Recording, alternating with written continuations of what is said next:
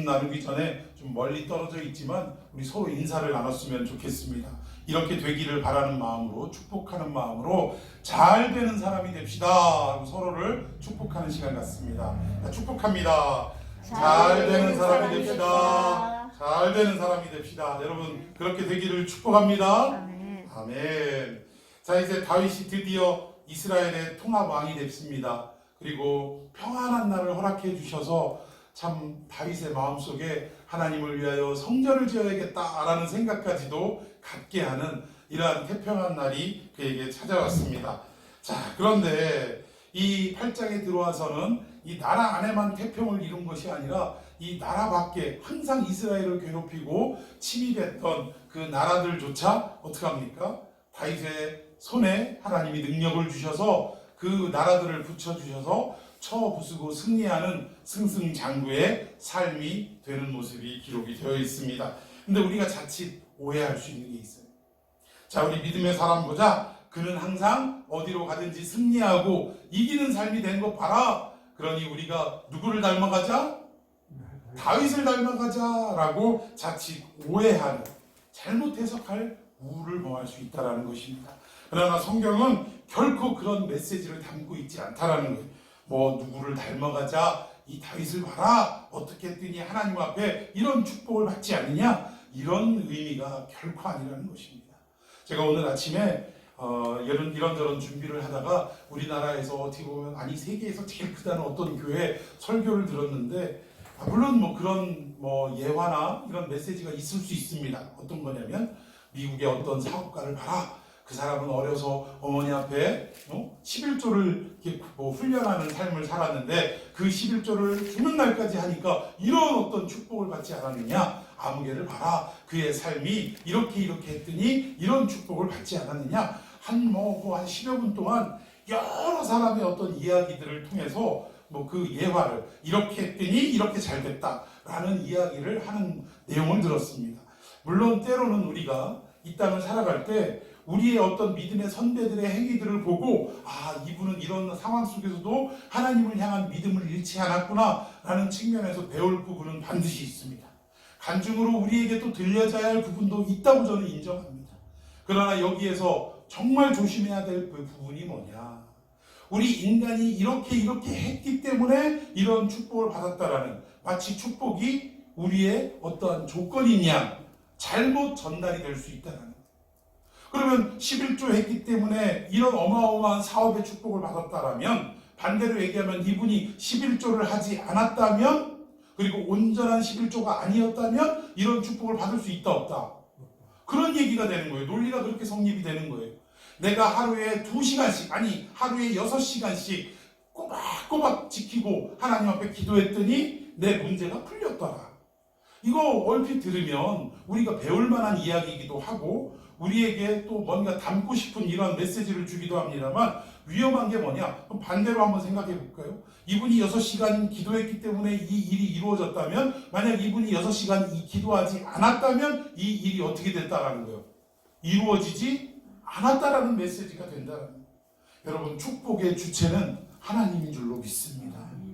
여러분, 제가 어떤 이론을 지금 막 한참 유행해요. 지금 세계적으로도 막 유행을 하는 어떤 그런 신학이 있는데, 이분들은 주장이 뭐냐면 이게 막 족보를 따지면서 연수를 따지면서 막 이러는데, 아브라함에 대해서도 이야기할 때 하나님은 이 땅에 경건한 자손을 찾았다. 그래서 그 경건한 자손이 아브라함, 왜냐? 노아하고도 동시대를 56년을 같이 살아서 노아로부터 신앙의 전수를 받았고 홍수 때 어떤 일들이 있었는지 생생하게 전달받아서 이 땅에 이렇게 죄악이 관영하지만 너만은 하나님 앞에 정말 믿음을 지키며 살아야 한다라는 신앙 훈련을 받아서 이 땅에 경건한 자가 돼서 하나님이 그를 통하여 역사하셨다라고 이렇게 주장하는, 굉장히 지금 유명하고 아주 어떻게 보면 선풍을 일으키고 있습니다. 아주 지금 몇 년째 지금 이걸 세미나도 하고 난리예요.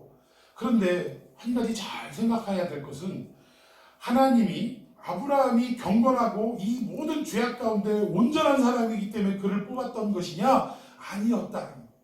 그가 그만한 자질이 됐기 때문에 하나님이 그를 선택하고 그에게 축복을 주셨다. 그게 아니라 그도 역시 여호수아서의 내용을 보고 사도행전의 내용을 보면 그도 그의 아버지와 함께 모아준 사람이에요. 우상 섬기던 자다라고 설명하고 있다는 거예요. 하나님에 대해서 알지도 못하던 사람인데, 그런데 하나님이 어느 날 일방적인 은혜로 찾아가서 불가항력적으로 그를 어떻게 하신 거예요? 선택하신 거예요. 그가 어떤 남보다 다른 어떤 모양새가 있기 때문에 그를 선택하신 것이 아니라 하나님의 일방적인 은혜였음을 성경은 말씀하고 있더라고요.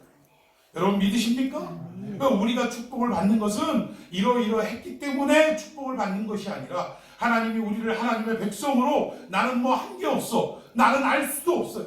그럼에도 불구하고 하나님이 뭐 때문에 나를 사랑하셨는지 알 수는 없지만, 나를 그냥 많은 인간들 가운데, 수십억의 인류 가운데 콕 집어서 너는 내 것이야, 할렐루야, 이렇게 찝어주시는 은혜가 있기에 오늘 하나님의 자녀가 되었고, 하나님의 축복을 그냥 우리가 뭐 한 게 없어요. 그런데 하나님이 일방적으로 부어주시더라는 거예요. 왜? 내가 이쁜 짓 한 것도 없는데 하나님이 나를 어떻게 보시는 거예요? 이쁘게 보시는 거예요. 이쁘게. 그냥 너는 있는 것만으로도, 존재하는 것만으로도 나를 행복하게 하는 자로다, 할렐루야. 이게 하나님의 은혜인 줄로 믿습니다. 다윗이 이렇게 잘 되고 번성할 수 있었던 것, 승리할 수 있었던 것, 그가 예쁜 어떤 행동을 해서도 있지만 하나님의 절대적인 은혜요 축복임을 우리는 잊어서는 안 될 줄로 믿습니다. 이 축복이 오늘 여러분들에게 임하기를 축원합니다. 아멘. 자, 우리 성경 말씀 1절을 한번 다 같이 읽어봅시다. 어떤 축복과 승리인지 시작. 그 후에 다윗이 블레셋 사람들을 쳐서 항복을 받고 블레셋 사람들의 손에서 메렛 암마를 빼앗으니라. 아멘. 여기에 드디어 블레셋이 나오는데, 블레셋은 사사시대 때부터 항상 누구를 괴롭혔냐? 이스라엘을 괴롭혔다는 거예요. 여러분, 블레셋이 이스라엘을 괴롭힌 이유 잘 아시죠? 하나님께서 가나안 성을 허락하실 때, 가나안 땅을 허락하실 때 모든 족속을 어떻게 하라고요? 쫓아내라! 다 그 땅에서 물리쳐라! 명령하셨는데, 많은 성들을 무너뜨리고 승리를 했지만 완전하게 그 땅을 어떻게 해요? 차지하지는 못했다는 것입니다. 그 중에서도 특히 이 블레셋 땅은 그때 당시에 이스라엘의 어떤 힘과 역량이었다면, 하나님이 주신 그 은혜였다면 마땅히 이 블레셋을 이기고도 남았을 거라는 거예요.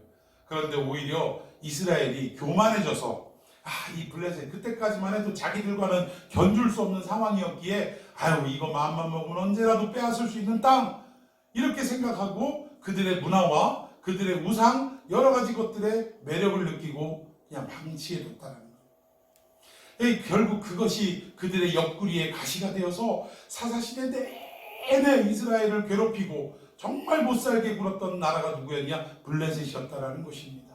그리고 이 블레셋은요, 항상 보면, 어떻게 보면 이스라엘이 먼저 블레셋을 공격한 때가 있었습니까? 없었습니까? 없었다라는 거예요. 블레셋이 먼저 쳐들어오고, 항상 외적이 먼저 쳐들어와서 이스라엘은 수세적이고 어떻게 수비하는 형태로 그 전쟁에 맞대응한 경우가 대다수였다라는 것입니다. 그런데 오늘 여기 보니까 다윗이 어디를 쳐요? 블레셋을 쳤다. 그러니까 먼저 선제 공격이 이루어졌다라는 것입니다. 참 여기에 영적인 의미가 있다라는 거예요. 블레셋을 쳐서 항복을 받았다라고 이야기하고 있는데, 오늘 이 블레셋을 쳤다, 맨날 수세적인 상황에서 이제 먼저 공격하는 형태로 전환이 되었는데, 이것이 무엇을 의미하느냐? 자, 우리 고린도전서 15장 25절 다 같이 읽습니다. 시작. 그가 모든 원수를 그 발에 둘 때까지 반드시 왕노릇하시리니. 이 말은 무슨 말이냐? 부활하신 우리 예수님이 우리의 왕이 되셔서 또 메시아의 왕국을 세우시기까지 어떻게 하겠다라는 거예요? 우리의 대적, 누구를? 마귀를 어떻게 하시겠다고요? 발 아래에 두기까지. 이게 뭐 완전한 승리, 완전한 항복을 얻어내시기까지 우리의 왕노릇을 하시겠다라고 말씀을 하시는 것입니다. 그럼 이것이 과연 우리의 원수 대적 마귀가 우리 예수님의 발 아래 발등상 되기까지 이 과정을 생각할 때 이것이 과연 우리 눈에 보이는 물리적인 싸움일까요? 영적인 싸움이라는 거 여러분 아시죠? 한 절 더 보십시다. 과연 그 영적인 싸움의 정체가 뭐냐? 로마서 6장 12절 시작. 그러므로 너희는 죄가 너희 죽을 몸을 지배하지 못하게 하여 몸의 사욕에 순종하지 말고 예, 여기 보니까 뭡니까? 우리의 영적 전쟁의 그 대상은 누구예요? 결국 어디에 있어요? 우리 안에 있다라는 거예요. 우리 안에 죄를 지으려고 하는 그 소욕, 결국 사탄의 그 유혹, 미혹, 이것들이 결국은 우리가 싸워야 할 대상이라는 것입니다. 그래서 결국 자꾸 하나님의 말씀에 순종해야 할 우리들이 세상의 어떤 미혹에 빠져서 자꾸 하나님이 싫어하고 미워하는 짓에 가까이 하려고 하는 그런 어떤 마음의 전쟁터가 이루어진다는 거예요. 예수 그리스도를 믿는 순간부터 우리의 마음은 전쟁터로 바뀌는 거예요. 하나는 예수의 말씀 따라 살아가려고 하는 그러한 마음, 또 하나는 사탄의 유혹을 따르려고 하는 그 마음. 근데 결국 바울이 뭐라고 얘기합니까? 오라 나는 곤고한 사람이로다. 내 마음에 두 마음이 있는데 하나는 하나님의 뜻을 받들으려고 하는 마음이 있는 반면에 또 하나는 죄를 짓게 하려는 그 마음을 따르려는 마음이 있다. 누가 나를 이 사망의 몸에서 건져낼 수 있느냐 하면서 오직 예수 그리스도의 말씀과 능력 외에는 나를 건질 자가 없다라고 고백하는 내용을 여러분 기억하실 것입니다. 여러분, 이렇게 우리가 해야 할 싸움은 혈과 육에 대한 싸움이 아니라 하늘의 정세와 권세들, 정사와 권세들, 즉 마귀의 세력들과 죄를 짓게 만들려고 하는 그 세력과의 싸움이 바로 영적인 싸움이라는 것을 여러분 믿으시길 바랍니다. 오늘 이 다윗의 스토리는 이 보이는 어떤 육적인 물리적인 전쟁을 통해서 이 시대를 살아가는 우리에게 우리의 마음속에 어떻게 우리의 대적인 이 적들, 어둠의 세력들을 내어쫓고 승리해야 하는지에 대한 부분들을 전달하는 메시지가 숨어져 있다. 또 오늘도 우리가 자꾸 중국은 공산 세력이고 마귀의 세력이고 북한도 마귀의 세력이라 이 중국과 북한을 때려잡아야 한다. 이런 어떤 물론 그 일리는 있습니다만 우리가 그런 논리로 자꾸 성경을 이해하고 해석하면 안 돼. 이게 누구냐면 그 세대주의 종말론자들이 자꾸 해석하는 그 스타일이 그겁니다. 자꾸 우리의 현실에 드러나는 무엇을 이 말씀과 자꾸 엮는 거예요. 열불이 나타난다니까 유럽 연합이 10개국이 되어서 마지막 아마겟돈 전쟁을 일으키 자꾸 이런 식으로 맞춘다라는 것입니다. 그럴 것이 아니라 사실 이 모든 보이는 물리적인 또 역사적인 이런 모든 사건들은 기록들은 오늘 이 시대에 하나님의 말씀을 우리가 받들고 살아가는 성도들의 마음속에 일어나는 전쟁의 역사를 말하는 거예요. 그러니까 주님 다시 오시는 그날까지 온전하게 우리 주님이 왕의 왕이 되시는 그날까지 우리의 마음속에는 죄와 하나님의 복음의 다툼이 일어난다라는 것입니다. 거기에서 우리는 어떻게 승리하고 죄를 물리쳐야 하는지 그 부분에 대해서 지금 설명하고 있는 내용이에요. 근데 그 첫 번째 싸움이 블레셋과의 전투인데 이 블레셋과의 전투의 내용을 보니까 블레셋 사람의 손에서 뭐를 빼앗았대요? 메덱 암마를 빼앗으니 이 도대체 메덱 암마가 뭔가 여러분 성경이 좋으면 아마 아라비아 숫자로 1 이렇게 돼 있을 겁니다. 그 아라비아 숫자 1의 풋노트를 보니까 밑에 뭐라고 돼 있어요? 모성의 굴레라고 돼 있는데 여기에 모성의 굴레라고 한문으로 만약에 안 써 있으면요 우리가 어떻게 해석을 하냐면 모성의 할 때 그 모성 어머니의 정 이렇게 해석을 합니다. 근데 이 모성이 뭐냐면 성자가 정을 얘기하는 그 성자가 아니라 우리가 토성 성성자의 성성자 시온성 할 때 그 성 그러니까 어머니의 성읍이다 이 얘기입니다. 그 어머니의 성의 둘레 그러니까 어머니의 성 중심이 되는 그 성을 둘러싸고 있는 보호하고 있는 그 굴레되는 세력들을 말한다라는 거예요. 그러면 지금 대상이 블레셋인데 이 블레셋의 모성의 굴레는 뭐를 말하냐? 여러분 블레셋은요 도시국가입니다. 한 국가가 아니에요. 5개의 도시국가가 연합으로 이루어진 나라가 블레셋이라는 거예요. 보면은 처음에 그 법궤를 빼앗길 때의 내용을 보면 이스라엘과 가까운 데가 어디냐면 에글론으로 빼앗겼어요. 에글론에서 가드로 옮기게 됩니다. 이 가드에서 아스돗으로 옮기게 되고 이 아스돗에서 다른 두 도시는 설명도 안 되는 게 이미 3 도시가 초토화됐는데 그걸 왜 받아요? 근데 소개되지 않은 곳이 아스글론이라는 도시가 있고 맨 아래에 지금 가자지구 하는 그 지역 가사라는 도시가 있습니다. 이 5도시가 있는데 여기에 모성 즉 가장 핵심이 되는 그 도시는 어디냐? 어떻게 보면 왕 중에 왕이 살고 있는 도시는 어디냐? 이 골리앗이 살고 있던 가드라는 거예요. 그럼 이 가드를 중심으로 이 둘레에 있는 나머지 네 도시가 뭐냐? 모성의 굴레, 메덱, 암마라 이렇게 설명을 할 수 있다는 것입니다. 이 다윗은 먼저 선제 공격을 하는데 결국은 모성이라고 얘기할 수 있는 가드를 물리치기 위해서 먼저 가드부터 뚫고 들어간 게 아니라 뭐부터 점령했다고요? 이 주변 도시.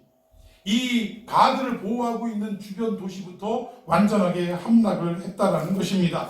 결국 뭐냐? 이것은 죄의 핵심 부위가 가드인데 이 죄의 핵심 부위를 완전하게 무너뜨리기 위해서 먼저 그 주변을 이 핵심 부위를 감싸고 있는 주변의 굴레를 먼저 함락시켰다. 이렇게 우리가 이해를 하면 좋을 것 같습니다. 자, 그렇다면 우리가 이것을 영적으로 해석하자면 이게 물리적인 싸움을 통해서 전쟁을 통해서 오늘 이 시대에 우리가 살아가고 있는 그런 어떤 우리들의 삶의 메시지로 전달해주고 있다는데 과연 이 사건이 우리에게 나타내는 것은 뭐냐?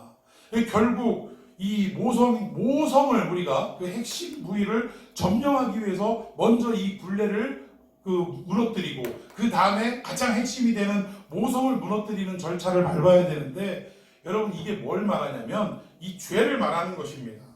결국 우리도 이 난공불락 사실은 이 모성의 굴레를 우리가 무너뜨리지 않으면 먼저 무너뜨리지 않으면 이 가드라는 모성을 무너뜨리는 데는 불가능하다라는 거예요. 무너뜨릴 수가 없어요. 너무 난공불락의 성이기 때문에 이게 불가능한데 결국 이게 어떠한 형태를 말하냐면 우리가 예수 그리스도를 영접하고 살아가지만 우리도 어쩔 수 없는 이 죄의 힘에 의해서 끌려다니는 그 무엇이 있지 않습니까? 그 치부가 있어요. 내가 다른 건 다 고치는데 이상하게 그 문제 하나만큼은 내가 믿음으로도 어찌할 수 없는 연약한 부분이 있어요. 이게 어떤 사람은 물질일 수 있습니다. 내가 다른 건 다른 사람들에게 다 양보하고 그리스도의 사랑으로 다 이해하고 섬기겠는데 이상하게 물질 문제만 딱 부딪히면 내가 이거에서 막 이 본성이 드러나고 이러는 경우가 있습니다.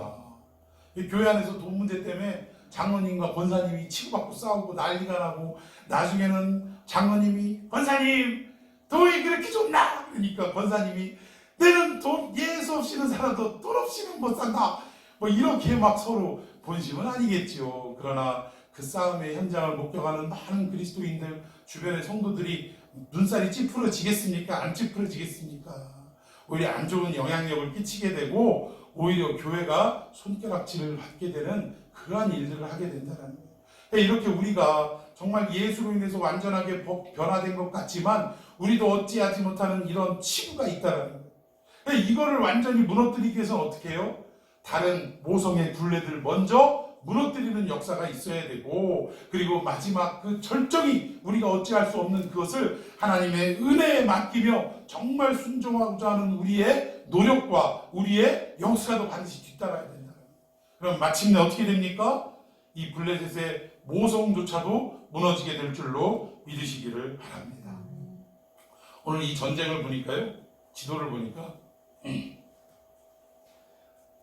자, 여기가 블레셋입니다. 블레셋. 그러니까 이게 지도가 작다 보니까 가드라는 지역이 여기에 기록이 안 되어 있는데 밑줄만 살짝 더 놨어요.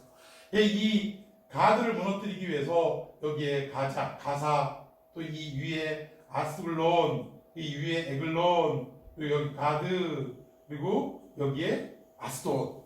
이 주변 도시들을 먼저 무너뜨렸다라는 거예요. 그리고 이스라엘을 중심으로 놓고 볼 때 이 블레셋은 동서남북으로 보면 어느 쪽에 있어요? 서쪽 지역에 있습니다. 이 서쪽을 먼저 격파하고 무너뜨리는 다윗의 승리가 있었다는 거예요.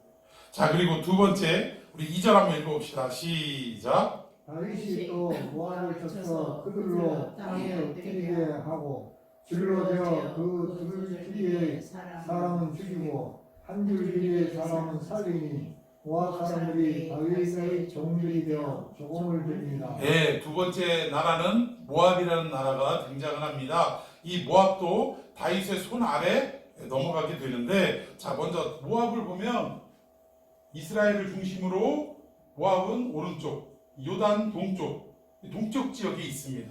그러니까 블레셋은 이스라엘을 중심으로 놓고 볼 때 서쪽 지역, 그리고 모압은 동쪽 지역이라는 거예요. 근데 이 모압은 어떻게 나온 족속들입니까? 소돔이, 예, 그렇죠. 소돔이 멸망당할 때 롯과 두 딸이 나왔는데, 아니, 하나님이 알아서 그 씨족들을 번성케 하실 것인데, 하나님께 맡기지 못하고 인간적인 이것이 죄인지조차 모르고 부끄러움인지도 모르고 이 두 딸들이 술을 먹이고 아버지 술 먹이고 그렇게 해서 낳은 자손 중에 하나가 모압이었다라는 거예요. 그리고 또 다른 딸을 통해서 낳은 아들 그 조상 저 씨족들이 암몬이라는 것입니다. 근데 여기 이 모압 결국은 불순종 죄악의 뿌리라는 거예요. 결국 죄악을 말하는데 모압 족속도 이 모압도 역시 다윗의 손에 무너지게 되었다라는 것입니다. 재미있는 것은 이 모압이 사실은 다윗의 혈통에 섞여 있습니까? 안 섞여 있습니까? 섞여 있죠. 그의 증조 할머니가 룻 아닙니까? 룻 모압 여인 룻이에요. 그러니까 결국은 다윗의 속에도 이 죄악의 뿌리가 혈통적으로 볼 때 있어요, 없어요? 그러니까 우리가 이것은 신앙적인 것이 그 어떤 표현일 뿐이지 진짜로 이 모압의 자손이기 때문에 죄악도 어떻게 타고 간다 이런 의미는 결코 아니라는 거예요. 그러니까 우리가 의미적인 해석을 볼 때 결국 모압도 다윗도 이 모압과 결국은 뭐예요? 섞인 무리 중에 하나다라고 표현할 수 있다. 그만큼 다윗도 죄악 많은 인간이다라는 것을 설명하는 내용으로 이렇게 표현도 할 수 있다라는 것입니다. 자, 여기 보니까 성경 말씀 보니까 재미있는 얘기가 나오네요. 모압 사람들을 포로로 잡았는데 두 줄 길이의 사람은 죽이고 한 줄 길이의 사람은 살렸다. 이게 도대체 무슨 의미일까요? 이게 무슨 말이냐면 사람을 일렬로 이렇게 세 줄로 세웠다라는 게 세 줄로 세워가지고 이 뭐 두 줄 길이에서 키가 뭐 두 줄이 되는 사람은 죽이고 한 줄짜리는 그럼 뭐 사람이 난장이들은 살리고 뭐 이렇다는 얘기가 아니잖아요. 무슨 말이냐면 이게 일렬로 세 줄로 딱 세워놓고 두 줄은 죽이고 두 줄은 살려뒀다 그 얘기입니다. 근데 이것이 이 고대의 어떤 전쟁 후의 관습을 보면 이게 뭐냐면 전쟁터에 나가서 싸울 수 있는 사람들은 죽이고 그리고 노예나 또 약자들 노약자들 있지 않습니까? 이런 사람들은 살려주는 뭐 이러한 어떤 그런 전쟁 후의 관습들이 있는데 그거를 말하는 거예요. 다시금 이 죄의 뿌리가 일어나서 전쟁터에 나가서 하나님의 백성들을 괴롭히는 또 다시 전쟁을 일으키는 이러한 어떤 뿌리들을 아예 뽑아버렸다 그 얘기입니다. 그리고 두 번 다시 전쟁을 일으키지 못할 이러한 사람들만 살려주었다라는 것을 얘기합니다. 결국 이들에게도 모압 사람들이 다윗의 종들이 되어서 다윗에게 뭐를 드려요? 조공을 바치는 이러한 승리의 역사가 있었다라는 것입니다. 자, 우리 또 3절, 4절 한번 읽어봅시다. 시작. 누의 아들 소바 왕 하다네셀이 자기 권세를 회복하려고 유브라데 강으로 갈 때에 다윗이 그를 쳤어. 그에게서 마병 1,700명과 보병 2만 명을 사로잡고 병거 100대의 말만 남기고 다윗이 그 외의 병거의 말은 다 발의 힘줄을 끊었더니. 아멘. 자, 여기 보니까 소바왕 하다데셀이 나오네요. 소바왕 하다데셀, 이 사람은 또 어디에 있는 사람이냐? 소바가 또 어디 있어요? 저도 좀 개인적으로 메밀 소바를 참 좋아합니다만 그 소바 말하는 거 아닌 줄 아시죠? 자, 우리 이스라엘을 중심으로 놓을 때, 자, 소바 여기 있습니다. 그러니까 이스라엘의 어디 위에 있어요? 북쪽에 있는 거예요. 북쪽. 블레셋은 서쪽에, 모압은 동쪽에, 그리고 북쪽에 소바가 있다라는 것입니다. 자, 이 북쪽 지역에 이 사람, 이 소바, 여기서는 전쟁에서 어떻게 했느냐면 굉장히 많은 말들을 포획하고 그리고 많은 병사들을 포로로 잡았는데 다윗이 재미있는 게 뭐예요? 이 말들을 획득하고 이 말들을 100대의 말만 남기고 100대의 말이라고 하면 그러니까 병거 하나당 말이 2필이 끄니까 그러니까 한 200마리 정도만 남기고 나머지의 말들은 다 발목에 힘줄을 끊어버렸다라고 지금 설명하고 있습니다. 그럼 도대체 말이 몇 마리나 있길래 이러냐? 여기 그러니까 마병 1,700명이라고 소개하네요. 그럼 병거 한 대당 사람이 몇 명이 올라타냐? 2명에서 3명이 올라탄다는 거예요. 그럼 2명씩 올라탄다고 하면 이 병거가 몇 대라는 거예요? 1,700명을 반으로 나누면 약 한 7,500대. 7,500대면 말도 역시 어떻게 되는 거예요? 아, 이제 750대. 750대면 역시 병거도 뭐 한 1,700대 된다고 봐야죠. 아, 이제 말도 1,700마리 된다고 봐야죠. 근데 이 많은 말 중에서도 약 200마리만 남겨놓고 다 발의 힘줄을 끊었다. 이건 뭘 의미할까요? 당시의 말은 뭘 의미합니까? 전투력을 의미하는 거예요. 오늘날로 얘기하면 탱크 전차를 말합니다. 아, 이렇게 없어서는 안 될 귀한 전장 물체인데 이 전쟁 물자를 이렇게 어마어마하게 획득했는데 딸랑 200마리만 남겨놓고 다 발목에 힘줄을 끊었다. 이것은 무엇을 의미하느냐? 이 전쟁을 자기의 전략과 또 어떤 전투력에 의지하지 않고 누구에게 의지했다라는 거예요? 하나님께 의지했다라는 것입니다. 이것이 일찌감치 신명기에서 소개하고 있는데, 자, 신명기 17장 14절부터 쭉 이후에 이 하나님이 이 가나안 땅에 들어가기도 전에 모세를 불러다가 이 인간들이, 이 백성들이 가나안 땅에 들어가서 살다 보면 주변 국가의 왕 제도를 보고 마음이 넘어가서 왕 세워달라고 요구할 거다. 그리고 어쩔 수 없이 내가 기쁨으로 허락하는 게 아니라 그냥 허용해 주는데 대신 조건이 있다. 왕을 뽑을 때는 반드시 그 왕은 이건 지켜야 된다 라는 전제 조건 하에 모세에게 전한 말씀입니다. 그래서 세 가지를 하지 말고 한 가지를 절대적으로 하라 라는 또 조건의 말씀인데, 그 하지 말라라는 세 가지의 내용 중에 시간 관계상 우리 16절만 봅시다. 16절 시작. 그런 병마를 많이 주지 말 것이요 병마를 많이 얻으려고 그 백성을 애국으로 돌아가게 하지 말 것이니 이는 여호와께서 너희에게 이르시기를 너희가 이 후에는 그 길로 다시 돌아가지 말 것이라. 아멘. 여기에 그는 왕을 말하는 거예요. 내가 이스라엘의 왕제도를 허용할 텐데 왕이 된 그는 뭘 많이 두지 말라고요? 병마를 많이 두지 말라. 말을 많이 두지 말라 이 얘기예요. 그리고 그 앞에 내용들을 쭉 보면 뭐 그 뒤 다음 내용도 그렇고 뭐 은금을 의지하지 말고 또 여자를 많이 두지 말라, 아내를 많이 두지 말라, 뭐 이런 내용들이 나옵니다. 근데 결국 여기서 병마를 많이 두지 말라라는 말은 결국 뭐예요? 모든 전투력을, 이 나라의 흥망성쇠를 자기의 힘에 의지하지 말고 전쟁 물자에 의지하지 말고 오직 하나님께만 의지하는 자가 되어야 한다라는 것을 지금 말씀하는 것입니다. 이 신명기적 신앙, 이 신명기적 사관을 가지고 다윗은 어떻게 한 거예요? 소바왕 하닷 에셀을 물리치고 나서 그들에게 빼앗은 이 어마어마한 말들을 다 발목에 힘줄을 어떻게 한 거예요? 끊어버렸다 이겁니다. 이 말들로 인하여 우리나라가 전쟁에 강한 나라가 될 수도 있지만, 그러나 이 전쟁의 진정한 승리자는 하나님이시고 우리 승리에게 승리를 주시는 그분은 하나님이시니 전쟁에 능한 하나님께 우리가 맡겨야 한다. 자꾸 차츰 내 마음이 교만해지고 이쯤 되면 우리가 어느 나라랑 붙어도 이길 수 있다라는 이 교만이 싹 트는 순간, 교만은 어떻게 해요? 멸망의 선봉인 거예요. 많은 겁니다. 다윗은 일찌감치 하나님의 말씀을 기억하여서 결국 모든 빼앗은 획득한 말들의 힘줄을 끊어냈다는 거예요. 이런 어떤 북쪽의 승리도 지금 설명하고 있습니다. 자, 우리 5절과 6절도 한번 읽어봅시다. 시작. 다메섹의 아람 사람들이 소바와 하다데셀을 도우러 온지라. 다윗이 아람 사람 2만 2천 명을 죽이고 다윗이 다메섹 사람의 수비대를 금해 아람 사람이 다윗의 종이 되어 조공을 바치니라. 다윗이 어디로 가든지 여호와께서 이기게 하시니라. 아멘.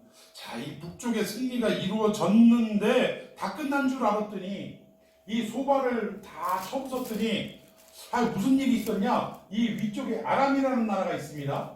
여러분 이 아람 잘 아시죠?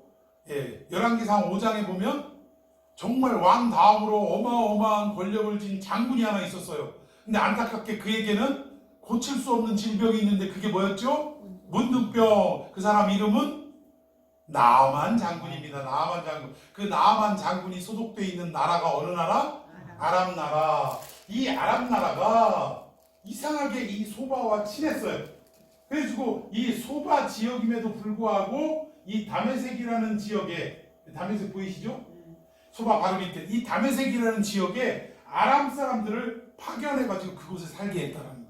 그러니까 이 나라가 서로 왕래가 잦았고 어떻게 보면 그냥 곳간을 서로 열어주는 그런 사이였다라는 것입니다. 근데 이 소바가 다윗에게 무너지니까 이 아람 나라가 가만히 있을 수 있어요, 없어요? 그렇죠. 그래가지고 이들을 도와주려고 이 다메섹에 있던 아람의 군대를 다시 이 소바로 보냈다라는 것입니다. 그 내용을 말하는 거예요. 그런데 이 아람 사람들, 다메섹에 하던 아람 사람들, 아까 그 말씀한 그 다메섹 지역에 살던 아람 사람들이 도우려고 왔다가 오히려 몇 명이 죽어나갔어요? 22,000명이 죽어나갔어요. 그리고 6절에 보니까 이 다메섹 지역에 더 이상 아람 사람들이 주둔하지 못하고 그곳에다가 수비대를 두어서 결국 이 아람 사람들조차 어떻게 돼요? 다윗 앞에 종이 돼서 조공을 바치는, 그러니까 완전히 승리하는 그런 역사로 바꾸어 주셨다는 것입니다. 역사를 보면 이 아람이요, 언제나 이스라엘을 괴롭히는 나라였지, 이렇게 조공을 받았으면 받았지 조공을 바칠 데가 없었다라는 거예요. 근데 하나님이 다윗에게 복을 주시니까, 하나님이 다윗의 모든 대적들을 물리치게 하시는 축복을 주시니까 도리어 늘 끌려다니고 늘 종처럼 조공을 바쳤던 이 다윗이 어떻게 됩니까? 그들에게 도리어 조공을 받는 위치로 바뀌었다는 거예요.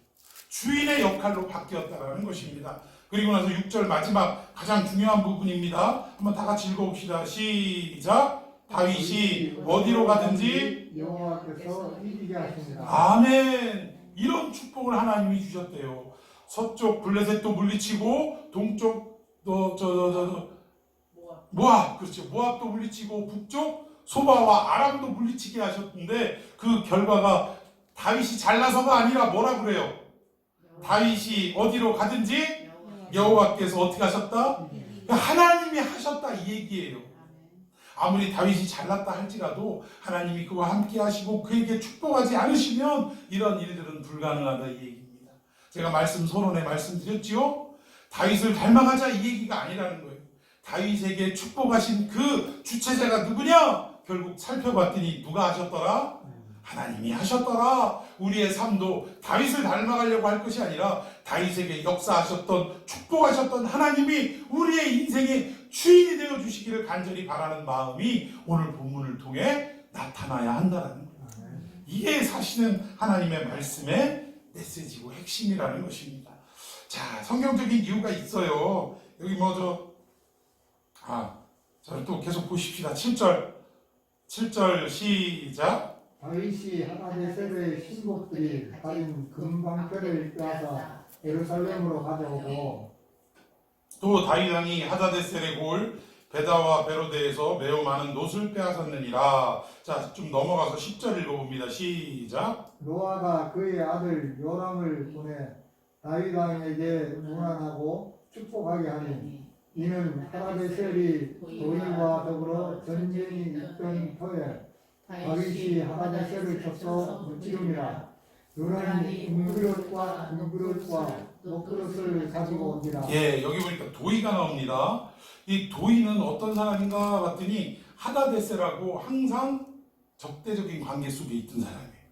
근데 어느 날 다윗이 자기의 대적 하다데셀을 물리쳐주니까 이 도이가 자기 아들 요람이라는 아들을 통해서 뭘 갖다 줘요? 금그릇, 놋그릇, 은그릇, 그냥 금은 동 다 갖다 주네요. 금은 동 그릇을 바리바리 싸가지고 선물로 갖다 바치더라는 것입니다. 자, 우리 지도로 확인해 봅시다. 자, 아까 물리친 소바가 여기에 있습니다. 이스라엘 위에 있어요. 그러면 이 도이는 어느 나라의 왕이냐? 나라 이름이 안 기록되어 있잖아요. 자, 그럼 어느 나라인가 봤더니 여기에 보니까 하맛이라는 나라입니다. 하맛이라는 나라를 통치하는 도이가 항상 서로 싸웠어요, 둘이. 그런데 다윗이 이 소바를 물리쳐 주니까 얼마나 감사해요. 사실은 감사한 마음 속에 또 어떤 마음이 도사리고 있냐? 야, 나랑 언제나 적대적이었던 이 소바왕을 순간 물리치는 힘이라면 나 같은 거는 그냥 바람 그냥 콧방귀 끼면 언제든지 무너질 수 있겠구나라는 두려움이 생긴 거예요. 그러니까 다윗 왕이시여, 안 그래도 나랑 그냥 싸웠는데 적은 동지라고 하지 않습니까? 그러니까 이번 기회에 우리 친하게 지냅시다. 나는 당신의 종입니다. 이런 식으로 아부를 떨면서 금은 동그릇을 잔뜩 바리바리 싸가지고 다윗에게 바치는 내용입니다. 자, 우리 11절도 한번 읽어봅시다. 근데 다윗 왕이 어떤 반응이었냐? 시작. 자기 왕이 그것도 여호와께 드리되 그가 정복한 모든 나라에서 얻은 은금 12절 곧 아람과 모압과 암몬 자손과 블레셋 사람과 아말렉에서 얻은 것들과 소바 왕 르호의 아들 하다네셀에게서 노력한 것과 같이 드립니다. 예, 많은 조공들을 받았어요. 그리고 심지어는 전쟁에서 이기지도 않은 이런 하맛의 왕 노이에로부터도 이런 금은 동 그릇을 놋그릇을 다 받았습니다. 그런데 다윗 왕은 그 많은 받은 조공을 가지고 어떻게 했느냐? 그것도 여호와께 드리되, 여러분 그것도 여호와께 드렸다라는 말 속에는 어떤 의미가 있냐면 예전에 어떤 것도 드렸다라는 거예요. 이미 다윗은 하나님 앞에 어떤 것을 드렸는데 또 생긴 이것조차도 하나님 앞에 드렸다, 이거를 내포하는 겁니다. 그러니까 결국 전쟁을 통해서 얻은 모든 노략물들 또 조공들을 다 누구 앞에 드렸다라는 거예요? 하나님 앞에 드렸다는 거예요. 결국 이 행동은 무엇을 말하느냐? 앞에서도 말의 힘줄을 끊는 모습으로도 나타났지만 결국 하나님 앞에 이 드렸다라는 표현을 봐서 내가 전쟁에서 승리한 모든 것은 누가 주신 축복이다. 하나님이 주신 축복이다. 따라서 내가 얻은 이 모든 노략물과 조공들도 누구의 것이다. 하나님의 것이다 라는 것을 철저하게 안 사람이 다윗이었다, 이 얘기. 우리가 정말 두려워해야 할, 조심해야 될 단어 중 하나가 자수성가라는 말입니다. 어려서부터 부모로부터 물려받은 것 없이 정말 노력하고 고생하고 정말 어려움을 겪고 하다가 마침내 오늘날 이만큼 누리게 되었다라고 말하는 사람들, 결국 하는 얘기가 자수성가했다고 해요. 그러나 본인이 노력하고 본인이 아침 일찍 일어나고 밤늦게 누운 것 같고 먹을 거 먹지 않고 입을 것 입지 않고 아끼고 절약해서 오늘날 이렇게까지 올라온 것 같지만, 그러나 하나님은 뭐라고 말씀합니까? 집을 지키는 자의 수고가 어떻다고요? 하나님이 지켜주시지 않으면 파수꾼의 경성함이 헛되다라고 분명히 말씀하고 있어요. 우리가 아무리 열심히 일어나고 일하고 노력하고 애써도 하나님이 어느 순간, 여러분 우리가 병 얻고 싶어서 얻는 사람 있어요? 암병 걸리고 싶어서 걸리는 사람 있습니까? 열심히 살아왔는데 대부분 암 걸린 사람들 그러잖아요. 나 열심히 살아왔는데 왜 많은 사람 중에 왜 내가 이 병을 걸려야 되느냐라고 이야기하지 않습니까? 이만큼 도저히 난 이해할 수도 납득할 수도 왜 많은 사람 중에 내가 걸려야 하느냐라고 원망할 수밖에 없는 이 상황, 결국 이 병은요, 눈이 없는 거예요. 눈이. 사람의 사정을 봐주지 않는 게 병입니다. 그런데 결국 우리가 아무리 노력한다 한들 어느 날 이 병이 우리에게 찾아와서 더 이상 우리가 일할 수 없는 여건과 환경이 되어버린다면 과연 자수성가 할 수 있겠습니까? 하나님이 좋은 날씨를 허락해 주셨고 우리에게 먹고 살 수 있도록 이만큼 삼시세끼 먹을 만한 양식을 허락해 주셨고 나갈 일자리도 허락해 주셨고 또 이만한 가정을 허락해 주셨기에 오늘날 우리가 이렇게 축복을 받아서 누리게 된 것이지, 결국은 그 모든 원천은 하나님이 셨다 이 얘기 아닙니까? 근데 이 하나님을 잊어버리고 자수성가했다고요. 하나님이 듣고 웃으시니요 하늘에 계신 이가 비웃으시리로다. 기가 막힌 거예요. 자식들 보세요. 가끔 보면 지들이 다 잘해서 큰 줄 알아요. 그래요, 안 그래요? 어느 정도 크고 대가리 커가지고 지 생각이 좀 생기고 그러면 부모가 어떻게 지들을 키웠는지 새까맣게 잊어버리고 지들이 알아서 잘 큰 줄 알아요. 그러면서 한다는 소리가 엄마가 나 성장하는데 뭐 해준 게 있어? 이런 얘기하면 어떻습니까? 하늘이 무너지는 그런 마음일 겁니다. 참 다윗은 그런 마음이 없었다는 거예요. 이 모든 것이 하나님이 주신 것이고 전쟁에서 승리한 것조차도 하나님이, 전쟁에 능하신 하나님이 나에게 복을 주셔서 이렇게 되었다라는 것을 인정하는 마음으로 그것도 여호와께 드렸다. 정복한 모든 나라에서 얻은 은금, 그리고 아람, 모압, 암몬, 블레셋, 아말렉에게서 얻은 또 소바 왕에게서 얻은 모든 것들을 함께 드렸다라고 성경은 말하고 있습니다. 근데 이 하나님께 드린 이 모든 것들이 결국 무엇을 위해서 쓰임을 받게 되느냐? 훗날 하나님의 집을 짓는데 쓰임을 받고 하나님의 집뿐만 아니라 왕궁을 건축하는 솔로몬에 의해서도 사용이 되더라는 거예요. 그런 어떤 물질로 준비가 됐는데 나중에 또 열왕기상 넘어가면 기가 막힐 이야기가 또 나옵니다. 다윗이 이렇게 하나님의 집을 짓기 위해서 이렇게 노력해서 빼앗은 조공들 이런 것들을 하나님의 집을 짓기 위해서 준비하고 아들에게 물려줬는데 이놈의 아들 솔로몬이 이것을 사용합니까? 안 합니까? 왕궁을 위해서는 썼을지 모르지만 하나님의 집을 위해서는 이것을 사용하지 않았어요. 아버지가 물려주신 창고에 있는 것들을 건드리지 않고 지가 얻은 것들로만 성전을 건축하는 이러한 일들이 있습니다. 이건 뭐 나중에 살펴보기로 하고요. 참 이것도 결국 우리의 마음을 아프게 하는 것인데 결국은 이 은금이 이렇게 보여진 은금 하나님께 드려진 이 은금이 나중을 위해서 거룩한 곳을 위해서 쓰임받을 재물이 되더라는 거예요. 자 우리 성경을 계속해서 읽어봅시다. 13절 14절 시작. 다윗이 성골짜기에서 에돔 사람 18,000명을 죽이고 돌아와서 명성을 펼치니라. 다윗이 에돔에 수비대를 두되 온 에돔에 수비대를 주니 에돔 사람이 다 다윗의 종이 되니라. 다윗이 어디로 가든지 여호와께서 이기게 하셨다. 아멘. 여기 14절에도 다윗이 어디로 가든지 여호와께서 이기게 하셨도다. 자 지금까지 블레셋 서쪽 또 모압 동쪽 그리고 북쪽의 소바 내지는 아람 뭐 여기까지 다 물리쳤어요. 그럼 이스라엘을 중심으로 둘 때 어디만 남은 거예요 지금? 남쪽만 남았네요. 근데 이 남쪽이 어디 갔나 봤더니 여기에 누구와의 전쟁이 일어납니까? 에돔과의 전쟁이 일어납니다. 자 그럼 에돔은 어디에 있냐? 자 여기 서쪽 블레셋 동쪽 모압 그리고 이게 이스라엘입니다. 이스라엘의 최남단이 브엘세바예요. 북토의 맨 마지막이 브엘세바. 그런데 에돔은 어디에 있습니까? 이 브엘세바의 아래쪽에 있어요. 남쪽에 있는 거예요. 그러니까 결국 이스라엘을 중심으로 동서남북의 모든 대적을 다 누구의 손에 붙이더라? 다윗의 손에 붙여 주셨더라. 할렐루야. 그동안 동서남북의 모든 적들이 언제나 이스라엘을 먼저 쳐들어와서 괴롭히고 빼앗아가고 항상 옆구리에 가시의 역할을 했는데 이제 다윗이 왕이 되고 난 이후로부터 여러분 다윗은 누구의 예표입니까?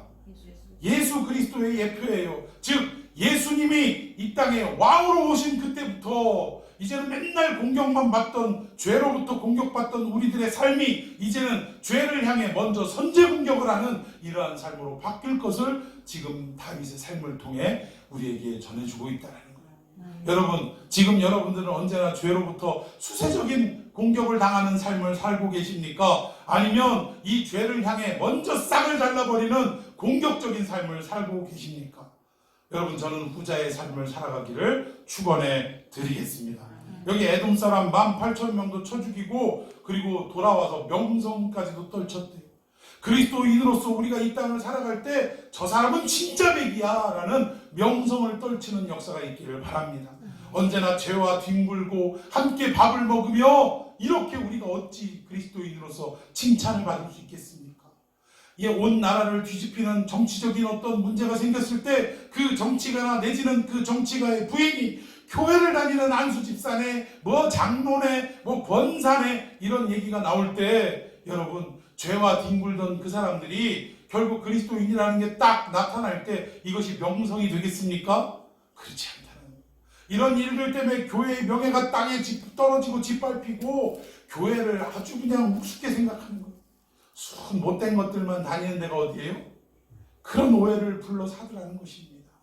얼마나 교회가 우습게 여겨지느냐? 아니 그냥 아주 동네 사람들이 술 먹고 동네 망나니들이 어디 와서 지들 화풀이를 하고 시비를 거냐면 교회에 와서 화풀이하고 시비를 걸어요. 그걸 안 돼! 왜 그들이야? 막 이러면서 요즘 그런 시대라고 합니다. 결국 이게 누구 때문이냐? 다윗처럼 죄에게 선제 공격을 하고 죄를 물리치는 영적인 싸움에서 승리하는 삶이 아니라 언제나 죄와 뒹굴고 함께 밥 먹고 함께 생활하는 이 모습 때문에 죄의 종노릇하는 이 모습 때문에 결국 이렇게 되더라는 거예요. 오늘 우리의 삶을 오늘 다윗의 말씀을 통해 되돌아보고 비춰보는 이러한 계기가 되기를 축원해 드리겠습니다. 명성을 떨치셔야 돼요. 그리고 결국 에돔에 다윗이 수비대가 되었다. 수비대를 두었다는 거예요. 더 이상 그 죄의 씨가 움트지 못하도록 아예 그냥 싹을 잘라버렸다 이 얘기입니다. 수비대를 두고 그리고 결국 에돔 사람이 다 누구의 종이 됐다? 다윗의 종이 됐다. 결국 다윗을 휘두르던 이 죄악이 다윗의 종이 되어서 다윗의 말 한마디에 그냥 어깨도 못 피는 고개도 못 드는 이러한 죄의 모습으로 바뀌어지고 말았다라는 것입니다. 결국 이런 동서남북의 모든 승리를 주신 게 누구였다? 여호와께서 이기게 하셨다. 할렐루야. 여러분의 삶도 어디로 가든지 여호와께서 이기게 하시는 축복의 삶이 되기를 축원합니다. 우리가 말씀 전하기 전에 잘 되는 사람이 됩시다 라고 서로 인사를 나눴는데 이것이 바로 잘 되는 사람의 모습인 줄로 믿으시기를 바랍니다. 잘 되는 사람은 언제나 하나님이 함께 하시는 사람이고 하나님이 지지하시는 사람이고 하나님이 승리케 하시는 사람인 것을 믿으시기를 바랍니다. 죄가 언제나 우리의 삶에 유혹해오고 자꾸 움트려고 하지만 여러분 우리는 예수가 왕된 나라에 살아가고 있는 백성이에요. 그리고 수비대를 둬야 됩니다. 아니 죄가 조금이라도 움트려고 하면 미연에 어떻게 해야 돼요? 그냥 말씀의 검으로 잘라버리는 역사가 있어야 된다는 것입니다. 아주 그냥 공격하려고 틈만 보이면 먼저 성제 공격을 해서 죄가 더 이상 일어나지 않도록 항상 고개를 못 들이고 나는 당신의 종입니다 딸랑딸랑 하고 죄가 아주 그냥 꼼짝을 못하는 이러한 인생이 되어야 한다라는 것입니다. 여러분 우리가 서두에 우리가 다윗을 닮아가자 이런 얘기가 이런 메시지가 아니라는 것 여러분 기억하실 것입니다. 만약 우리가 다윗을 닮자고 하면 이렇게 강성한 나라를 일구고 모든 대적들을 선제 공격에서 물리친 이 다윗인데도 불구하고 다윗의 마음속에 또 죄가 싹 틉니까 안 싹 틉니까? 또 싹이 틉니다. 대표적 우리아의 아내 바세바 자기의 충신의 아내인 것조차 알았음에도 불구하고 결국은 이 바세바의 사이에서 그 분류를 감추기 위해 어떻게 해요? 이 우리아를 다시금 이 휴가를 줘가지고 집에 들어오게 하고 그렇게 밤을 지새우고 그렇게 하고 다시 돌아가면 임신해서 낳은 아이가 우리아의 아이가 될 이런 가지만 계략을 꾸몄지만 그럼에도 불구하고 우리아는 끝까지 다윗을 향한 충성을 저버리지 않았다는 거예요. 우리의 동료들이 지금 전쟁에서 싸우고 있는데 내가 어찌 편안하게 집에 갈 수 있느냐. 그리고 오히려 성 밖에서 막사에서 잠시 잠을 잤다가 다시금 전쟁터로 돌아가는 그런 충신을 향해 결국 편지를 써보내서 어떡합니까? 가장 치열한 곳에 우리아와 함께 들어갔다가 이렇게 사인 주지 말고 싹 빠져나가라. 우리아만 고립시키고 나가라. 그 얘기는 뭐예요? 우리아를 전쟁에서 죽여라. 그 얘기입니다. 결국 간음죄뿐만 아니라 살인죄까지도 저지르는 이 다윗의 죄악이 여실히 드러나더라는 거예요. 그러니까 결국 이런 어떤 인간은 다윗의 모습을 볼 때 인간은 여지없는 죄인이다라는 것이 이게 드러나더라는 것입니다. 오늘 우리가 예수를 왕으로 삼고 이렇게 예수의 나라 메시아의 나라에서 하루하루 살아가지만 그러나 그 왕국에서 승리하는 우리를 닮아라 라는 말은 사실 있을 수가 없는 얘기예요. 그러니까 우리에게 승리를 주시는 그 하나님만을 생각하고 살아가도록 우리도 그래야지 건방지게 자꾸 우리의 인생이 어떻게 했더니 좀 풀렸더라. 하나님 앞에 그냥 무릎 꿇고 하루에 몇 시간씩 100일 기도를 드렸더니 내 문제가 풀렸더라. 이러면서 여러분도 기도하시기를 바랍니다. 뭐 이따위로 간증하고 다니는 이거 참 교만 중에 교만입니다. 내가 기도가 아니라 6시간이 아니라 24시간을 하나님 앞에 무릎 꿇어도요. 하나님의 자비와 긍휼이 없으면 우리가 하나님께 용서를 받을 수 있습니까? 없습니까? 은혜를 받을 수 없다 이 얘기예요. 하나님이 우리를 불쌍히 여기셨기에 우리를 선택하셨기에 우리에게 그런 축복을 주신 거지 내가 뭘 어떻게 했기 때문에 주신 게 결코 아니라는 거예요. 다윗의 삶을 통해서도 여실히 드러나지 않습니까? 하나님이 그렇게 축복하셨음에도 불구하고 결국 다윗은 또 죄악 가운데 머무르는 인생이 되었다는 것을 우리는 역사를 통해 성경을 통해 보게 되지 않습니까? 결국 이 내용을 통해 우리가 깨달아야 되는 것 한국 교회 정말 우리가 조심해야 돼요. 하나님의 은혜 가운데 우리가 이렇게 잘 사는 나라가 되었고 부흥하는 교회가 되었다라는 거지 대부분 보면 뭐예요? 어떤 교회가 잘 되면 누구의 이름이 항상 거론은 되어지냐? 그 교회를 부흥시킨 담임 목사님, 돌아가신 목사님, 은퇴하신 목사님 이야기가 자꾸 거론이 되더라고요.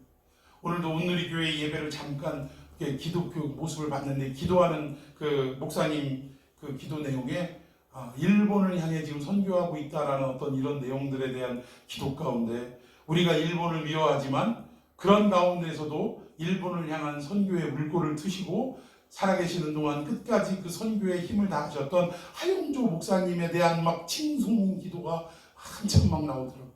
저 하용조 목사님 욕하고 싶지 않습니다. 아니 또 그분 칭송하는 거 반대하지 않습니다. 그러나 선교는 누구의 역사라고요? 하나님의 역사라고요. 우리는 그 역사를 이루는 뭐에 불과하다? 도구에 불과하다. 아니 도구가 어떻게 칭송을 받습니까? 예? 말도 안 되는 거예요. 물론 그분의 어떤 업적에 대해서 이런 어려운 상황에 이런 목사님이 이러이러한 일들을 하나님의 말씀을 받들어 행하셨다. 이거 자체로는 우리가 뭐 기억할 부분이기도 하지요. 예를 들어서 이 일제의 어떤 그 신사참배 앞에도 끝까지 목숨을 걸고 지켰던 주기철 목사님의 이런 신앙관에 대해서 우리가 칭송할 만하고 그분의 신앙을 또 나름대로 어떻게 해요? 이어받아야 할, 계승해야 될 이런 어떤 부분들도 있습니다.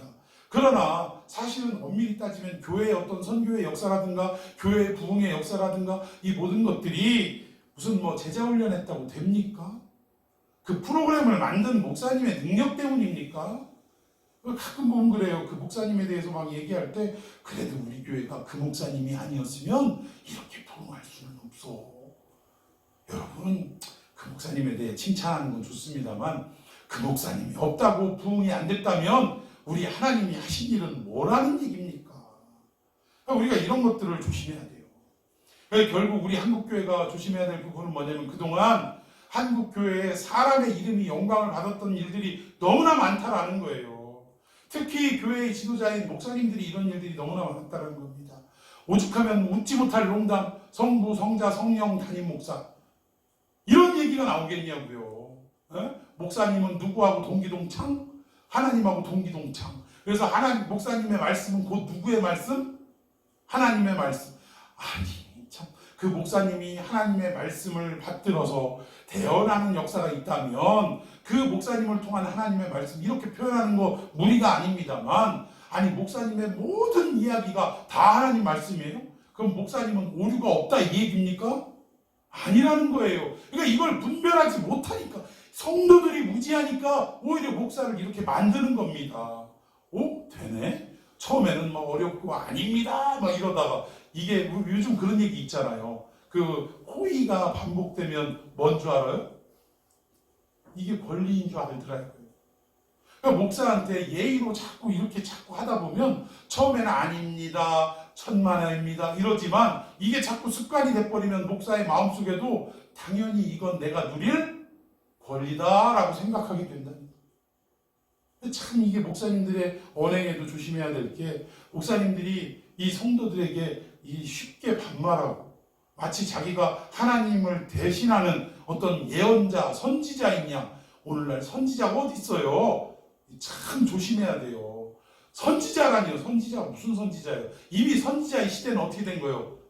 막을 내린 거예요. 막을 내린 거. 구약의 마지막 선지자가 누구예요? 세례 요한입니다. 세례 요한을 끝으로 선지자의 시대는 막이 내려진 거예요. 근데 오늘날 이 시대에 자기는 선지자예요. 이게 말이 안 되는 거예요. 그럼 선지자도 이어지면 오늘날 사도도 이어지겠네. 사도도. 예? 선지자라는 말은 무슨 말이냐? 아직도 완전 계시인 성경을 인정하지 않고 직통 계시를 인정한다 그 얘기입니다. 선지자가 뭐예요? 완전한 계시가 이루어지지 않은 성경 시대가 아닌 그때는 하나님이 어떻게 역사했어요? 나타나서 역사하시고 말씀은 직접 들려주셔서 역사하시고 사람으로 현몽하셔서 나타나시고 여러 가지 어떤 기적으로 나타나셨잖아요. 선지자라는 건 아직도 그 직통 계시를 나는 믿는다. 나는 그 직통 계시에 의지한다 그 얘기예요. 여러분 직통 계시에 의지하는 자 치고 지금 이 시대에 이단이 아닌 자 없고 사이비가 아닌 자가 없습니다. 알고 얘기를 해야지. 알고 뭐 신사도 시대, 속사도 운동, 사도도 끝났어요. 사도가 지속된다면 오늘 우리가 뭐 해야 됩니까? 그 사도들은 뭐 해야 돼요? 성경 써야지요. 성경이 아직 끝나지 않았다는 얘기예요. 그 얘기는. 그러니까 얼마나 이 사람들이 신앙적으로 무식하냐 이 얘기입니다. 뭔가 기도하면 뭐 들려지는 것 같고 막 그러니까 자기가 사도야? 선지자야? 아닙니다. 참 잘 우리가 깨달으셔야 돼요. 그러니까 여러분들이 말씀을 잘 깨달으면 누군가가 그 얘기를 할 때 이것이 참이냐 거짓이냐 분별이 됩니까 안 됩니까? 분별되는 거예요. 그래서 우리가 성경을 공부해야 되는 거예요. 말씀을 들어야 할 이유가 거기에 있는 것입니다. 말씀을 듣지 못하면 무지해질 수밖에 없는 거예요. 그러니까 오늘날 이렇게 성도들의 무지와 목사들의 교만으로 사람이 자꾸 영광을 받는 이러한 일들이 너무나 많았다라는 것입니다. 참 이것이 결국은 하나님 앞에 불쌍히 여김을 받는 그런 인간들의 모임이 교회라는 얘기예요. 여러분 교회의 목사가 무슨 동기동창? 아니에요. 여러분 목사를 위시해서 모든 갓 예수를 믿은 사람까지라도 결국 하나님이 보실 때는 뭐예요? 불쌍히 여김을 받아야 할 죄인이라는 거예요. 죄인. 목사도 죄인, 성도도 죄인, 주일학교 아이도 죄인, 다 죄인이라 얘기해요. 그러면 죄인이 앞에서 용서하실, 자비를 베푸실 그 하나님의 말씀을 받들어서 여기서 대신 선포하는데 이거 어깨 피고 나는 깨끗한 척 하면 됩니까 안 됩니까? 오히려 더 큰 은혜와 더 큰 감사로 우리가 이런 은혜를 받았습니다 라는 이런 겸손한 자세로 하나님 말씀을 외쳐야죠. 나 같은 것을 이렇게 용서하시다니 하나님의 은혜가 크도소이다, 이런 마음으로 외치는 이런 목사님들이 돼야죠. 사람들이 막 아멘 아멘 하고 막 할렐루야 하고 열광한다고 자기가 무슨 하나님이냐 막 단상에서 막 아우 정말 꼴 보기 싫어가지고 제가 오늘도 대전에 어떤 목사님 막 그러는 설교를 그냥 까불까불 하면서 막 그냥 막 자기가 뭐가 되는 양 막 아이고 참 회개할지어다 라는 마음이 여기까지 들더라고요. 우리가 이래서 한국교회가 결국 이런 지경에 이르르지 않았나라는 생각이 드는 것입니다. 여러분 분명한 것은 다윗이 이런 승리를 얻고 다윗이 이런 어떤 왕국을 이루었던 것은 다윗이 잘해서가 아니라는 거예요. 결국 그 죄악 속에 뒹굴고 있는 다윗에게 이런 축복을 허락하신 이유는 뭐냐? 하나님이 다윗을 통하여 당신이 이미 아브라함에게 하셨던 언약대로 성실하게 이루어가는 과정이라 이 얘기입니다. 여러분 믿습니까? 하나님이 우리를 선택하시고 자녀 삼아 주신 이유도 우리가 이뻐서가 아니에요. 하나님이 무슨 이유인지 우리는 알 수 없지만 우리를 당신의 자녀로 삼으신 그 약속 때문에, 그 언약 때문에 우리를 건져주시고 우리를 하나님의 말씀을 설득시켜가며 순종하는 삶으로 이렇게 매일매일 훈련시키시고 반복시키시고 연습해가게 하시더라는 것입니다. 결국 우리에게 수많은 축복이 임하는 것, 하나님의 언약을 이루고자 하는 하나님의 그 성실하심의 역사이지 내가 잘나서, 내가 기도해서, 내가 남들보다 뛰어나서가 결코 아니라는 사실이에요. 여러분, 이 하박국 선지자가 한 말 있지 않습니까? 로마서에서도 참 많이 인용을 했는데 오직 의인은 믿음으로 말미암아 살리라. 이 말씀, 이 뜻이 뭐냐? 여러분, 의인이 살 수 있다 이 얘기가 그 시대상을 살펴보면 이해가 안 되는 말입니다. 그 시대 자체가 정말 죄악이 관영하고 불의가 성행하고 오류투성이고 불합리하고 도저히 납득할 수 없는 원수가 득세하는 그런 시대였다는 거예요. 여러분, 이런 시대 속에 의인은 믿음으로 말미암아 살리라, 이 말이 어떻게 들려지느냐 이겁니다. 우리가 해석을 잘 해야 한다는 거예요. 이 말은 뭐냐? 이런 이해할 수도 고쳐지기도 불가능한 이런 시대 속에 살아가지만, 그러나 의인은, 여기 의인은 우리가 의로워서 의인입니까? 하나님이 의롭다 칭하셔서 의인입니까? 하나님이 의롭다 칭하셔서 하나님의 언약과 약속이 있는 자들이라 이 얘기입니다. 이런 불가능한 시대, 불합리한 시대 속에서도 하나님은 어떻게 해요? 의롭다 칭하신 그 언약하신 그들에게 결국 어떻게 해요? 살아나도록, 승리하도록 꾸준하게 변함없이 성실하게 역사해 주시는 하나님이시다, 이걸 말하는 거예요. 이게 의인은, 오직 의인은 믿음으로 말미암아 살리라, 그 얘기입니다. 여러분, 이 시대가 코로나가 지난다고요? 뭐 지난다는 보장도 없지만 이 코로나보다 더 좋아질 거라고 생각하십니까? 코로나가 지나가면 더 좋은 세상 오를 거라고 생각하세요? 뭔가 사람들이 고쳐지고 불의가 줄어들고 의로움이 나타나고 정의가 판을 치고 뭐 이런 나라가 올 거라고 생각하십니까? 아닙니다. 여러분, 성경이 역사 얘기하는 것이 뭐예요? 이 계시록의 마지막으로 치닫으면 치닫을수록 정말로 가까우면 가까울수록 이 세상은 점점 불의가 득세하고 악이 성행하고 고쳐질 수 없는 시대로 흐르게 되는 게 성경의 말씀입니다. 그러니까 점점점 뭐예요? 하나님의 말씀과는 거리가 먼 그러한 사람들로 가득 채워져가는 시대로 바뀌어질 거라 이 얘기입니다. 그럼에도 불구하고 그 속에서 하나님의 약속을 입은 하나님의 자녀들은 하나님이 끝까지 성실하게 책임지고 역사해 주셔서 마침내 오늘 다윗이 이루었던 어디로 가든지 여호와께서 이기게 하신 이라의 삶을 살아가게 된다 이 말이에요. 아멘. 오늘 그 말씀 붙들고 그 언약 붙들고 우리가 살아가야 할 줄로 믿습니다.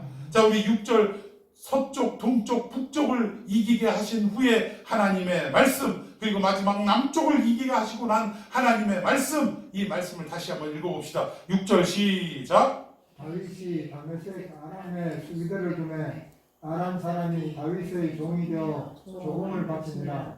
다윗이 어디로 가든지 여호와께서 이기게 하시니라. 아멘. 하나님은 이런 성실하신 하나님이에요. 약속을 꾸준히 이루어주시는 하나님이다 이 얘기입니다. 자, 14절 시작. 다윗이 에돔의 수비대를 두매 온 에돔의 수비대를 두니 에돔 사람이 다 다윗의 종이 되니라. 다윗이 어디로 가든지 여호와께서 이기게 하셨더라. 아멘. 여러분 오늘 이 말씀을 기억하시기 바랍니다. 우리가 처한 삶이 하박국의 시대처럼 불의가 판치고 죄악이 관영하고 정말 새롭게 만들기에 불가능한 시대 속에 우리가 살아가고 있습니다.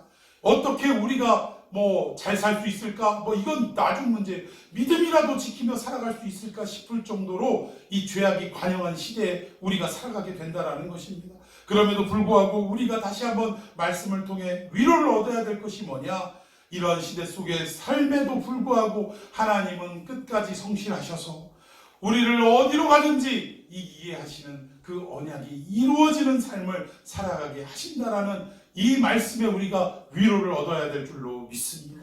오늘 우리가 처한 삶이, 개인적인 삶이, 가정의 삶이, 또 이 시대의 삶이 아프고 어렵고 고달프다 할지라도, 절망 속에 있다 할지라도 마침내 우리를 이기게 하시는, 승리케 하시는 하나님의 약속이 우리에게 있다라는 것, 이 말씀을 삶의 원리로 붙잡고 오늘 하루, 이번 한 주를, 우리의 인생을 승리하는 저와 여러분이 되기를 예수님의 이름으로 축원해 드리겠습니다.